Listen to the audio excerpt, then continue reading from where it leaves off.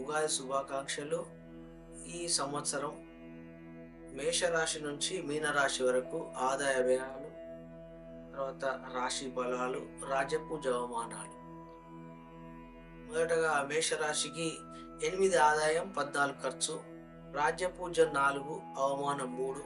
ఈ మేషరాశికి గ్రహస్థితి పూర్తి స్థాయిలో అనుకూలంగా ఉంది. తర్వాత తలచిన పనులు నెరవేరుట, వివాహ ప్రాప్తి, ధనపుత్ర గృహలాభము, ఉద్యోగ ప్రాప్తి మొదలగు శుభ ఫలితాలు అనుభవిస్తాడు మేషరాశి. వృషభ రాశి. ఈ వృషభ రాశికి 2 ఆదాయం 8 ఖర్చు, రాజ్యపూజ్యం 7, అవమానం 3. ఈ వృషభ రాశికి కూడా గ్రహస్థితి పూర్తి స్థాయిలో అనుకూలంగా ఉన్నట్టే. తర్వాత ఈ సంవత్సరం వాళ్ళు ఏ పని అనుకున్నా తలసిన పనులు నెరవేరుట, ఉద్యోగ ప్రాప్తి, తర్వాత ధనపుత్ర గృహలాభం, మనో ఉల్లాసం, తర్వాత రాజకీయ వ్యవహారంలో అనుకూలించుట మొదలగు శుభ ఫలితాలు కలుగుతాయి వృషభ రాశికి. మిథున రాశి. ఈ మిథున రాశికి ఆదాయం 5, వ్యయం 5, తర్వాత రాజ్యపూజ్యం 3, అవమానం 6. ఈ మిథున రాశికి గ్రహస్థితి కొద్దిగా అనుకూలంగా లేదు. ఏ పని అనుకున్నా కానీ కాకపోవడం, ఆర్థిక ఇబ్బందులు, తర్వాత మానసిక శారీరక ఇబ్బందులు వచ్చే అవకాశం ఉంది మిథున రాశి. ఈ కర్కాటక రాశి. ఈ కర్కాటక రాశికి 14 ఆదాయం 2 ఖర్చు, రాజ్యపూజ్యం 6, అవమానం 6. ఈ కర్కాటక రాశికి చాలా బాగుంది. ధనపుత్ర గృహలాభం, ఉద్యోగ ప్రాప్తి, మనో ఉల్లాసం, ఉద్యోగ ప్రాప్తి, కళ్యాణ ప్రాప్తి, తర్వాత మొదలగు శుభ ఫలితాలు అనుభవిస్తారు ఈ కర్కాటక రాశి. సింహరాశి. 2 ఆదాయం 14 ఖర్చు, రాజ్యపూజ్యం 2, అవమానం 2. పూజించే వాళ్ళు ఇద్దరైతే అవమానించే వాళ్ళు కూడా ఇద్దరు. తర్వాత ఈ సింహరాశికి ఈ సంవత్సరం మొత్తం గ్రహస్థితి పూర్తి స్థాయిలో అనుకూలంగా లేదు. తర్వాత ఈ లేని కారణంగా తర్వాత సహస్రనామ పారాయణాలు, కనకదార స్తోత్రాలు, ఆంజనేయ స్వామి ప్రదక్షిణాలు చేసుకోవడం మంచిది. కన్యా రాశి. 5 ఆదాయం 5 ఖర్చు, రాజ్యపూజ్యం 5, అవమానం 2. ప్రతి కన్యా రాశికి చాలా బాగుంది ఈ సంవత్సరం. ఏ పని అనుకున్న అవుతుంది. తర్వాత గృహప్రాప్తి, కళ్యాణ ప్రాప్తి, ఉద్యోగ ప్రాప్తి, తర్వాత మనో ఉల్లాసం, రాజకీయ వ్యవహారంలో అనుకూలించుట, తర్వాత మొదలగు శుభ ఫలితాలు అనుభవిస్తారు. చాలా బాగుంది ఈ కన్యా రాశి. తులారాశి. తులారాశికి 2 ఆదాయం 8 ఖర్చు, 2 ఆదాయం 8 ఖర్చు, రాజ్యపూజ్యం 1, అవమానం 5. తర్వాత ఈ తులారాశి కూడా గ్రహస్థితి అనుకూలంగా లేదు. మానసిక ఇబ్బందులు, ఆర్థిక ఇబ్బందులు, ధన నష్టం మొదలగు అశుభ ఫలితాలు కలుగుతాయి తులారాశి.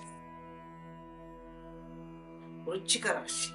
వృశ్చిక రాశికి 8 ఆదాయం 14 ఖర్చు, రాజ్యపూజ్యం 4, అవమానం 5. వృశ్చిక రాశి తర్వాత గ్రహస్థితి పూర్తి స్థాయిలో అనుకూలంగా ఉంది. తర్వాత ఎన్నో రోజుల నుంచి ఎదురు చూస్తున్న కార్యక్రమాలని జయం పొందుతారు. తర్వాత రాజకీయ వ్యవహారంలో అనుకూలిస్తాయి. విద్యార్థులు ఉత్తీర్ణత సాధిస్తారు. మనో ఉల్లాసం, కార్యసిద్ధి మొదలగు శుభ ఫలితాలు అనుభవిస్తాయి. ఈ వృశ్చిక రాశికి పర్వాలేదు, బాగానే ఉంది. ఈ ధనుసు రాశికి 11 ఆదాయం 5 ఖర్చు, రాజ్యపూజ్యం 7, అవమానం 5. ఈ ధనుసు రాశికి గ్రహస్థితి అనుకూలంగా లేదు. ఏ పని చేసుకున్నా కానీ కాకపోవడం, ఆర్థిక ఇబ్బందులు, మాట పడవలసి రావడం, తర్వాత పెట్టుబడి పెడితే నష్టపోవడం, జాయింట్ వ్యాపారాల్లో ఇబ్బందులు, తర్వాత వ్యవసాయదారులకు నష్టపోవడం జరుగుతుంది. ఉద్యోగస్తులకు ఇబ్బంది పడవలసి వస్తుంది. తర్వాత వీళ్ళు కూడా సహస్రనామ పారాయణాలు, సుందరాకాండ పారాయణాలు, ఆంజనేయ స్వామి స్తోత్రాలు, ప్రదక్షిణాలు చేయడం మంచిది. మకర రాశి. 14 ఆదాయం 14 ఖర్చు, 14 ఆదాయం 14 ఖర్చు, రాజ్యపూజ్యం 3, అవమానం 1. ఈ మకర రాశికి మొన్నటిదాకా గ్రహస్థితి అనుకూలంగా లేకుండా ఉండే, కానీ మొన్నటి నుంచి పర్వాలేదు, బాగానే వచ్చింది. ఈ రాశి వారికి ఉత్తరాంతం చాలా బాగుంటుంది. ధనపుత్ర గృహలాభం, మనో ఉల్లాసం, యత్న కార్య సిద్ధి. తర్వాత వ్యవసాయదారులకు, ఈ రాశి వారికి వ్యవసాయదారులకు పంటలు అధికంగా పండి లాభసాటిగా ఉండే అవకాశం ఉంటుంది. విద్యార్థులు పాస్ అయ్యే అవకాశం ఉంటుంది.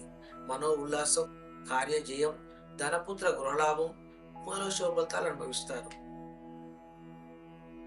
కుంభరాశి, ఈ కుంభరాశి కూడా 14 ఆదాయం, 14 ఖర్చు, రాజ్యపూజ్యం 6, పూజించే వాళ్ళు ఆరుగురైతే అవమానించే వాళ్ళు ఒకళ్ళు. తర్వాత ఈ గ్రహస్థితి పూర్తి స్థాయిలో అనుకూలంగా లేదు ఈ కుంభరాశికి. ధన నష్టం, ఆర్థిక ఇబ్బందులు, అనారోగ్యం, తర్వాత ఏదైనా పనులు అనుకుంటే కాకపోవడం, తర్వాత మనకు విద్యార్థులు చాలా శ్రమ పడవలసి వస్తుంది మార్కులు తెచ్చుకోవడం కోసం. తర్వాత మూల శుభ ఫలితాలు అనుభవిస్తారు.